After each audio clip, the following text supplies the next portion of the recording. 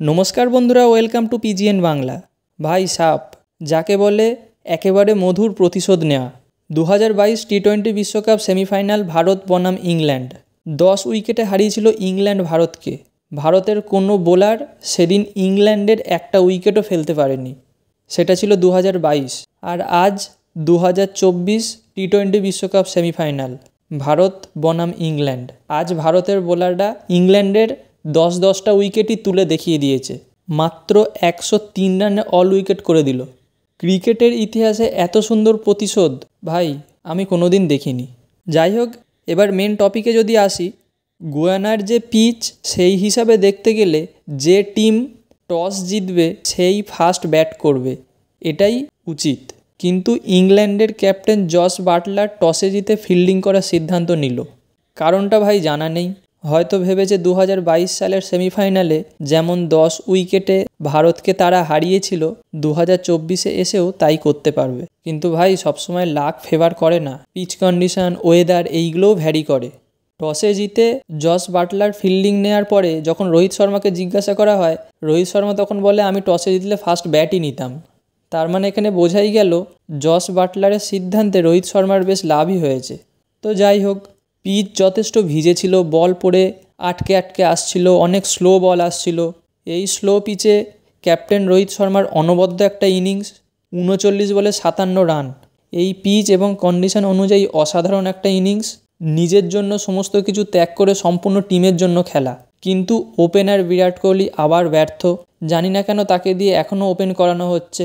কেন one down নয় এটা আমার মাথায় ঢুকছে না। তারপর ওয়ান ডাউনে এসে ঋষভ পন্থের অবিবেচকের মতো শট এবং আউট হয়ে যাওয়া। সেমিফাইনালের মতো একটা ম্যাচ, সেখানে ওই টাফ সিচুয়েশানে ওই রকম শট না খেললেই খেলতে পারত ঋষভ পন্থ। যাই হোক, তারপর ক্রিজে আসে সূর্যকুমার যাদব। 36 বলে 47 রানের একটি অনবদ্য ইনিংস খেলে যায়। এবং তারপরে হার্দিক পান্ডিয়া 13 বলে 23 রান করে। এই ছোট ছোট ইনিংস কিন্তু যথেষ্ট ইম্প্যাক্টফুল ইনিংস। এবং অনেক দিন পর রবীন্দ্র জাদেজার ব্যাট থেকে রান দেখে বেশ খুশি হলাম। এবং শিবম দুবে, ভাই জানি না টিমে জায়গাটা কি হিসাবে হয়, টিমে ভূমিকাটা কি শিবম দুবের আমার এখনও মাথায় ঢুকছে না। যখন আইপিএলে সিএসকের হয়ে শিবম দুবে বেশ ভালো ইনিংসগুলো খেলছিল, তখন আমারও মনে হয়েছিল শিবম দুবেকে ন্যাশনাল টিমে জায়গা দেয়া যেতে পারে। তাই বলে যে এমন ইনিংস খেলবে সেটা আশা করিনি কখনো। বেশ কিছু সিএসকে ফ্যান তো আবার শিবম দুবের খেলা দেখে বলছে যুবরাজ সিং। ভাই যুবরাজ সিং একজনই ছিল আর একজনই থাকবে। আর এ তো গরিবের যুবরাজ সিং, সেমিফাইনাল খেলছে 1 বলে 0। জানি না টিম ম্যানেজমেন্ট বুঝবে তাকে কি হিসাবে রেখেছে। এবং লাস্টের দিকে অক্ষর প্যাটেল এসে 6 বলে 10 রান করে। সেই সুবাদে ইন্ডিয়া 171 রান করে 172 রান টার্গেট দেয় ইংল্যান্ডকে। তারপর সেকেন্ড ইনিংসে ইংল্যান্ড ব্যাট করতে এলে জস বাটলার অর্শদীপের ওপর যথেষ্ট প্রেসার করতে থাকে। অর্শদীপের লাইন লেন্থও খুব একটা ভালো হচ্ছিল এমনটা নয়, কিন্তু পাওয়ার প্লের মধ্যেই নিয়ে আসে অক্ষর প্যাটেলকে এবং এসেই ফার্স্ট উইকেট তুলে নেয় ক্যাপ্টেন জস বাটলারের। এবং পরের ওভারে আবার আসে জাসপ্রীত বুমরা, সেই ওভারে তুলে নেয় ফিন সল্টের উইকেট। আবার পরের ওভারে ফিরিয়ে আনা হয় অক্ষর প্যাটেলকে এবং জনি বারিস্টো কিছু বোঝার আগেই বোল্ড আউট হয়ে ফিরে যায়। পাওয়ার প্লের মধ্যেই টিম ইন্ডিয়া 3-3টে উইকেট তুলে নেয় ইংল্যান্ডের। টপ 3 ব্যাটসম্যানকে আউট করে ফেলে। সেখান থেকেই ম্যাচ মোটামুটি অর্ধেক জিতে গেছে টিম ইন্ডিয়া। তারপর পাওয়ার প্লে শেষ হতে না হতেই রোহিত শর্মা নিয়ে চলে আসে কুলদীপ যাদবকে এবং এসেই শ্যাম কুরানকে এলবিডব্লিউ করে।